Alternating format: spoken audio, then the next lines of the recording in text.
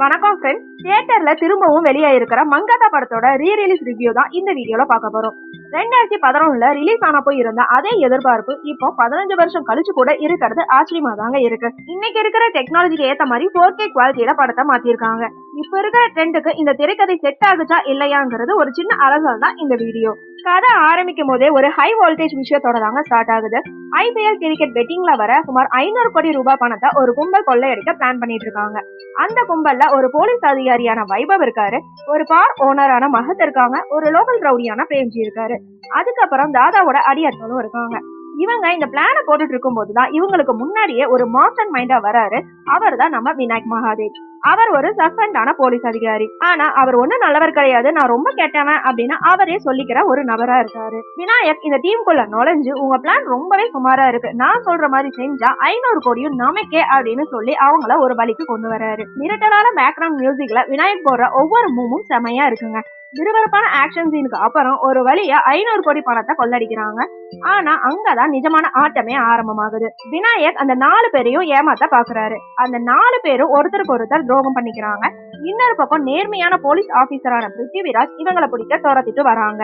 படத்தோட கடைசி 20 நிமிஷம் தான் படத்தோட உச்சக்கட்டணே சொல்லலாம். பணம் யார்கிட்ட போகுதுன்னு தெரியாத அளவுக்கு பயங்கரமான ஒரு கன்ஃபியூஷன் வருது. துப்பாக்கி சண்டை போயிட்டு இருக்கும் போதே விநாயக் அந்த 500 கோடி பணத்தையும் எடுத்துட்டு தப்பிச்ச மாதிரி காமிக்கிறாங்க.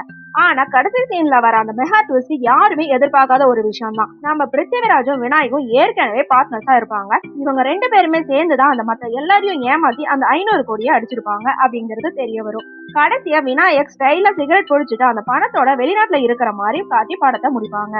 அஜித்தோட நடிப்பு சால்ட் அண்ட் பேப்பர் லுக்ல வில்லத்தரமான ஹீரோவை மிரட்டி எடுத்திருப்பாரு. பிருத்திவிராஜா வர அர்ஜுன் அஜித்துக்கு சரியான நிகர் போட்டினே சொல்லலாம். ஒரு நேர்மையான போலீஸ் அதிகாரி போல ஆரம்பிச்சு கிளைமேக்ஸ்ல அவர் கொடுக்கும் அந்த ட்விஸ்ட் தான் படத்தை வேற லெவலுக்கு கொண்டு போச்சு. அஜித்தும் அர்ஜுனும் நேருக்கு நேரம் மோதும் இடங்கள் எல்லாமே செம மாசா இருக்கும். வைபவ், மகத், பிரேம்ஜி, அரவிந்த் ஆகாஷ் அந்த பணத்தை கொள்ளடிக்கும் நபர்களா வருவாங்க. பிரேம்ஜி தான் ஸ்டைல்ல அங்கங்க சிரிக்கவும் வைப்பாரு. இவங்களுக்குள்ள நடக்கும் ஈகோ துரோகங்கள் தான் பாதி கதையை நகர்த்திட்டு போகும். த்ரிஷாக்கு இந்த படத்துல பெரிய வேலை இல்ல அப்படின்னாலுமே சஞ்சனாங்கிற கேரக்டர்லயும் அந்த திருமண கோலத்திலையும் பாடல்களையும் அழகா இருப்பாங்க.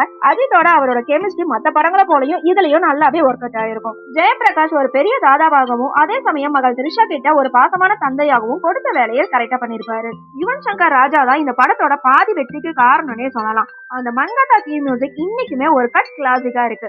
பாடல்கள் மட்டும் இல்லாம பின்னணி இசையிலையும் ஏன் ஒவ்வொரு காட்சியுமே அவ்வளவு அழகா கொடுத்திருப்பாரு. ரீ ரிலீஸ்ல கூட இப்ப வரைக்கும் கொண்டாடுறதுக்கு இவனோட மியூசிக் மெயின் காரணம்னே சொல்லலாம். சக்தி சரவணோட சினிமோகிராபி ஒரு கிரிமினல் த்ரில்லருக்கு தேவையான டார்க் கிரே டோனை பயன்படுத்தி படம் முழுக்கவே மெயின்டனும் பண்ணிருப்பாரு. ஒரு மாஸ் ஹீரோவை இவ்வளவு கெட்டவனா காட்டி அந்த கேரக்டரை மக்களை ரசிக்க வைக்கிறது சாதாரண விஷயம் கிடையாது. ஆனா பல திரைக்கதைகளை குழப்பம் இல்லாம ஒரு புள்ளியில இணைச்சதுல வெங்கட் பிரபுவோட திரைக்கதை நல்லாவே வெற்றி பெற்றிருக்கு. பிரவீன் ஸ்ரீகாந்தோட எடிட்டிங் விறுவிறுப்பான காட்சிகளை கத்தரி போட்ட விதம் படம் எங்குமே தொய்வில்லாம நகர்த்தவும் உதவி பண்ணிருக்கு. சுருக்கமா சொல்ல போனா இது அஜித் படம் மட்டும் இல்லைங்க, ஒரு சிறந்த டீம் ஒர்க்னே சொல்லலாம். ஆக மொத்தத்துல மங்காத்தா ஒரு கமர்ஷியல் பேக்கேஜிங்க. அஜித் சாரோட அந்த நெகட்டிவ் ரோல் இன்னைக்குமே ஃப்ரெஷ்ஷா இருக்கு. நீங்க ஏற்கனவே டிவில இல்ல மொபைல்ல பலமுறை பார்த்திருந்தாலும் 4K விஷுவல் அந்த சவுண்ட் எஃபெக்டோட பாக்குறது தனி அனுபவமா தாங்க இருக்கு. இப்போ 4K விஷுவல்ல இந்த படத்தை பார்த்திருந்தீங்களா இல்லையாங்கிறத கமெண்ட்ல சொல்லுங்க. ஓகே ஃப்ரெண்ட்ஸ், நெக்ஸ்ட் வீடியோல பார்க்கலாம். இந்த வீடியோ உங்களுக்கு பிடிச்சிருந்தா லைக், ஷேர், சப்ஸ்கிரைப் பண்ணுங்க. தேங்க்யூ.